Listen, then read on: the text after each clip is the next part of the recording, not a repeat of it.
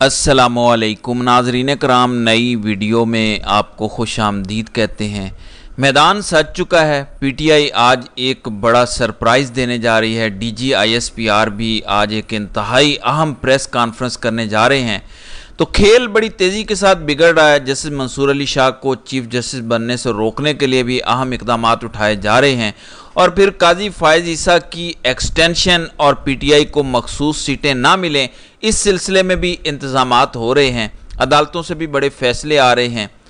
नाज़रीन इकराम, आज 5 अगस्त का दिन इंतहाई अहम दिन है। 5 अगस्त एक ऐसा स्याह दिन है कि जब भारत ने यकतरफा 5 अगस्त 2019 में कश्मीर का खुसूसी स्टेटस, जो रियासत का स्टेटस था, वो ख़त्म कर दिया। कश्मीर से आइन छीन लिया, कश्मीर से झंडा छीन लिया, कश्मीर से ज़ुबान छीन ली और कश्मीर पर मुस्तकिल कब्ज़ा कर लिया।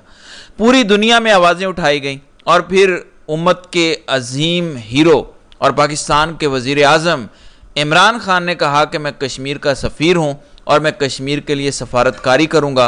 और फिर पाकिस्तान के अंदर एहतजाज हुए, पूरी दुनिया के अंदर एहतजाज हुए, इवन अक़वाम मुत्तहिदा के अंदर कश्मीर के लिए आवाज़ उठाई गई और मोदी को इंटरनेशनली एक टेररिस्ट डिक्लेयर किया गया और हिंदू इंतहा पसंदी को भी लेकर बड़ी आवाज़ें उठाई गईं। लेकिन नाज़रीन इकराम, बदकिस्मती देखिए, ऐसा शख्स जो 5 अगस्त 2019 के इक़दामात का सबसे बड़ा मुखालिफ था, जो पूरी दुनिया के अंदर जाके भारतीय इंतहा पसंदी और नरेंद्र मोदी की जो एक फस्तायत है उसको एक्सपोज कर रहा था, 5 अगस्त 2023 को पाकिस्तानी रियासत ने, पाकिस्तानियों ने उस शख्स को जिसको आंखों पर बिठाना चाहिए था, दुनिया जिसका झुककर इस्तकबाल करती थी, जो सिर्फ पाकिस्तान में नहीं बल्कि पाकिस्तान से ज़्यादा इंडिया के अंदर मकबूल था, पूरी दुनिया में मकबूल था, वो जब श्रीलंका के अंदर जाता था तो श्रीलंका के मुसलमान कहते थे कि खान साहब, हमारे साथ ये मसाइल हैं, हमारी लाशें कोविड के दौरान जलाई जाती हैं, हमें दफनाने की इजाज़त नहीं मिलती, तो खुदा के लिए आप हमारे हकूक़ के लिए आवाज़ उठाएं। जो फ़लस्तीनियों के हकूक़ के लिए आवाज़ उठाता था, एक ऐसी बड़ी आवाज़, एक बड़े कद काठ का लीडर जिसको मैंने कहा कि आंखों पर बिठाना चाहिए था, जो पूरी दुनिया के अंदर पाकिस्तान का एक पॉजिटिव सिंबल था, उसको हमने 5 अगस्त 2023 को ही सेम वही 5 अगस्त का दिन, यानी आज का दिन जब भारत ने यह फसायत की, हमने उसे गिरफ्तार कर लिया। इंतहाई भौंडे तरीके से गिरफ्तार किया। जज हुमायूं दिलावर ने एक फैसला दिया, अगले 6 से 7 मिनट के अंदर अंदर पुलिस दीवारें फलांग के ज़मान पार्क पहुंच जाती है।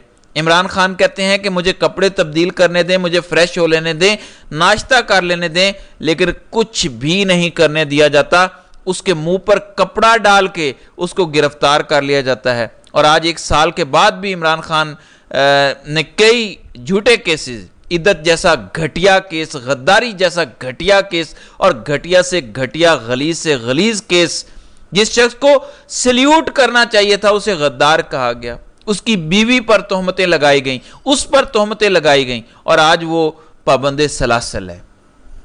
लिहाजा सवाबी में आज पीटीआई जलसा करने जा रही है। काफिले बड़ी तादाद में पहुंच रहे हैं, बड़े पैमाने पर लोग पहुंच रहे हैं और मैं पिछले 2 दिनों से आपको आगाह करता आ रहा हूं कि ये जलसा गेम चेंजर होगा। अगर बड़ा जलसा हुआ, अगर बड़ा जलसा हुआ तो ये सारी गेम ही पलट देगा, पूरी बाजी पलट देगा और ताकतवर भी मजबूर हो जाएंगे और हुकूमत की भी जड़ें ऑलरेडी जो हिली हुई हैं मजीद हिल जाएंगी। हुकूमत के पास है ही क्या। एहसन इकबाल का मैं एक बयान पढ़ रहा था जिसके अंदर उन्होंने कहा कि हमें आज का नहीं सोचना, क्योंकि आज को हम ठीक कर ही नहीं सकते, हालात इतने ख़राब हो चुके हैं। हुकूमत का ख़जाना वो कहते हैं कि खाली है, इतने पैसे नहीं हैं कि तनख्वाहों और पेंशनों का बोझ उठा सकें, मगर हमारी नज़र आगे या कल पे नहीं बल्कि 2047 पे होनी चाहिए। गौर करें इस अरस्तू की सोच का, यानी आज कोई मरता है तो मर जाए, आज कोई बच्चे की फीस अदा नहीं कर सकता ना करे, कोई अस्पताल के अंदर इलाज नहीं करवा सकता, कोई घर का चूल्हा नहीं चला सकता, कोई बिजली का बिल नहीं अदा कर सकता, मरता है तो मर जाए। लेकिन हमारी नज़र 2047 पे होनी चाहिए, यानी पाकिस्तान बनने के 100 साल बाद जब हम पीछे मुड़ के देखें तो हम भारत से आगे निकल खड़े हों। तो इस तरह के अरस्तू और इस तरह के जोकर हमें मिले हुए हैं। बहरहाल आज का जलसा गेम चेंजर जलसा होगा और आज का जलसा पाकिस्तानी सियासत का रुख मोड़ सकता है। दूसरी जानिब डीजी आईएसपीआर आज के वक्त के मुताबिक 3 बजे के करीब GHQ रावलपिंडी से प्रेस कॉन्फ्रेंस करने जा रहे हैं। पहले भी इन्होंने एक प्रेस कॉन्फ्रेंस की थी, बड़ी अजीबोगरीब प्रेस कॉन्फ्रेंस थी और उसकी समझ नहीं आ रही थी कि DG ISPR कहना क्या चाह रहे हैं। ऑपरेशन अज़्म इस्तेकाम का भी मामला है, आज हो सकता है कश्मीर वाले इशू पर भी वो प्रेस कॉन्फ्रेंस में बात करें या किसी सियासी इशू पर भी वो प्रेस कॉन्फ्रेंस कर सकते हैं, क्योंकि पहले वो सियासी प्रेस कॉन्फ्रेंस ही करते आए हैं। हालांकि फ़ौज का इस तरह का रोल नहीं है, क्योंकि पिछली प्रेस कॉन्फ्रेंस पर इन्होंने कहा था कि अब तवातुर से प्रेस कॉन्फ्रेंसें होती रहेंगी। अब इसका मतलब वाज़ेह है कि हुकूमत नाकाम हो चुकी है, हुकूमत एजेंसीज़ का या इस्टेब्लिशमेंट का या GHQ का दिफा नहीं कर पा रही। यही वजह है कि DG ISPR को खुद सामने आना पड़ गया है। और आज एक और बड़ा अहम मामला है लाहौर हाई कोर्ट के अंदर, एजेंसीज़ के हवाले से बात हो रही है। तो अज़हर मशवानी के भाइयों की बाजियाबी के लिए दरख्वास्त दायर थी, वहाँ पर कुछ हो नहीं रहा था, तो आज अदालत से उन्होंने दरख्वास्त वापस ले लिया। अज़हर मशवानी के जिन 2 भाइयों को उठाया गया था, लाहौर हाई कोर्ट कुछ कर नहीं पाई, लाहौर से उन्हें उठाया गया और आज अज़हर मशवानी के घर वालों ने वो दरख्वास्त वापस ले ली और बताया गया कि अज़हर मशवानी को व्हाट्सएप कॉल आई थी कि मग़वी इंटेलिजेंस एजेंसियों के पास हैं। सबको ही पता है कि एजेंसियां ही लोगों को गायब करती हैं, लेकिन वो कहते हैं कि अब कॉल आ गई तो वाज़ेह हो गया कि ये पाकिस्तानी एजेंसीज़ के पास हैं। और क्योंकि एजेंसीज़ फेडरल हुकूमत के अंडर हैं, वज़ीर आज़म के अंडर हैं, लिहाजा हम यहाँ से दरख्वास्त वापस लेते हैं। इसका मतलब यह है कि अब दरख्वास्त इस्लामाबाद हाई कोर्ट के अंदर दायर की जाएगी, क्योंकि ग़ुलाम शब्बीर जो डॉक्टर शहबाज गिल का भाई था वो भी वहीं से बाजियाब हुआ। फिर बेशुमार लोग इस्लामाबाद हाई कोर्ट के जजों ने बाजियाब कराए, तो अब इस्लामाबाद हाई कोर्ट में दरख्वास्त दायर की जाएगी। दूसरी जानिब आज जस्टिस आलिया नीलम ने हादी कर दी है। उनके सामने एक केस था उज़्मा बुखारी का, जो उनकी एक मुतनाज़ा वीडियो लीक हुई, उसका केस था और ट्विटर पर वो वीडियो वायरल हुई थी। तो इस हवाले से जस्टिस आलिया नीलम समाअत कर रही थी। वफाकी हुकूमत ने उन्हें बताया कि हमने तो ट्विटर बंद किया हुआ है, हमने 17 फरवरी को ही पूरे पाकिस्तान में ट्विटर बंद कर दिया था। अभी ये जो वीडियो वायरल हुई है और ये जो ट्विटर चल रहा है वो तो VPN पर चलता है। अब जस्टिस आलिया नीलम बजाय इसके कि ये कहती कि एक्स क्यों बंद किया गया, क्यों लोगों की आवाज़ दबाई जा रही है, उन्होंने कहा कि ये जो VPN इस्तेमाल कर रहे हैं इन पर पाबंदी लगाएं। फिर उन्होंने कहा कि UAE यानी मुत्तहिदा अरब अमारात के अंदर तो बड़ी सख्त सज़ा है VPN इस्तेमाल करने पर। हालांकि UAE के अंदर सारे लोग, जो मुझे UAE से लोग देखते हैं, मुझे नहीं पता सज़ा है या नहीं है, लेकिन वहाँ पे सारे लोग जो व्हाट्सएप पर कॉल करते हैं वो VPN लगा कर करते हैं, क्योंकि वहाँ पे व्हाट्सएप पर कॉल हो ही नहीं सकती, मैसेज वगैरह हो सकते हैं, कॉल जिसने करनी होती है वो VPN लगा लेता है। लेकिन जस्टिस आलिया नीलम ने कहा कि दुबई से कुछ सीखें, UAE से कुछ सीखें, उनसे मदद लें, उनसे सर्विस लें, क्योंकि वहाँ पे VPN पर पाबंदी है और बड़ी सख्त सज़ा होती है VPN को लेकर।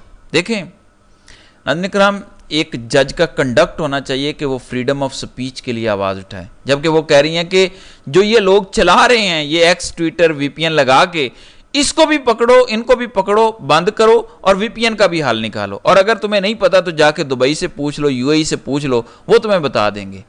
अच्छा, अगर सजाएं देनी हैं तो सबसे पहले शहबाज शरीफ को सजा दें जो VPN लगा के ट्वीटें करता है, फिर मरियम नवाज को दें, खुद अज़मा बुखारी को सजा दें, हिना परवेज भट्ट और अताउल्ला तारड़ को सजा दें, इस सारी हुकूमत को सजा दें, और फिर जो GHQ के बयानिए आते हैं ट्विटर पर उनको सजा दें कि वो क्यों ट्विटर इस्तेमाल करते हैं। एक तरफ पाबंदी है, अगर एक चीज़ इतनी घटिया और ख़राब है तो फिर पाबंदी तो सब पर है और इनको सज़ा भी मिलनी चाहिए और ये इस्तेमाल ना करें।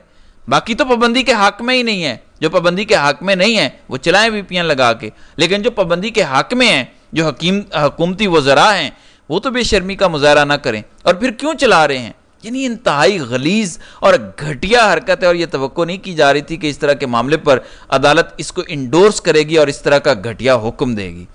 फिर जस्टिस आमिर फारूक की अदालत में आज बुशरा बीबी पर जो 9 मई की गिरफ्तारियां डालने की और 9 मई के मुकदमात के अंदर उन्हें नामजद किया जा रहा है, इस हवाले से समाअत थी।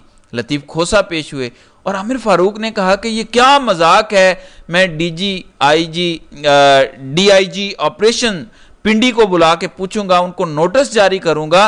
उन्होंने कहा कि लाहौर हाई कोर्ट फैसला दे चुकी है कि अगर एक शख्स एक केस के अंदर गिरफ्तार हो और उस पर दीगर भी केसेस हों तो वो तमाम केसेस के अंदर गिरफ्तार कंसीडर होगा। इस बात का इंतजार क्यों किया जाता है? तो आमिर फारूक ने कहा कि ये क्या है कि अगर एक शख्स गिरफ्तार है तो उस पर जो केसेस हैं उनकी इन्वेस्टिगेशन करें। ये क्यों इंतजार किया जाता है कि उस शख्स को जमानत मिलेगी, वो रिहा होगा तो उसको नए मुकदमे के अंदर दोबारा गिरफ्तार कर लेंगे?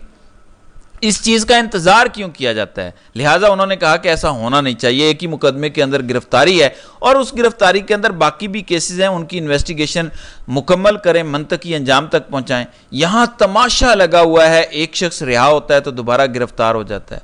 तो ये अजीबो गरीब बात है कि आमिर फारूक की जुबान मुबारक से इतने मुबारक अल्फाज निकले हैं।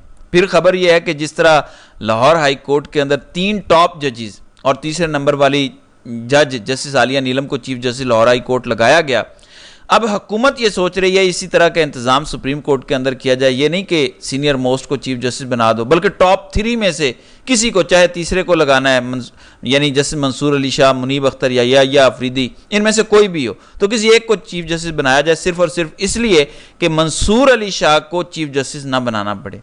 लेकिन ऐसा होगा नहीं, क्योंकि ये ख्वाहिशें और महज ख्वाहिशात ही हैं जो ख्वाहिशात ही रह जाएंगी और इन सारी चीज़ों पर काम नहीं हो सकेगा। तो नाज़रीन इकराम, आपकी इस वीडियो के हवाले से क्या राय है? आप अपनी राय का इजहार कमेंट सेक्शन में ज़रूर कीजिएगा।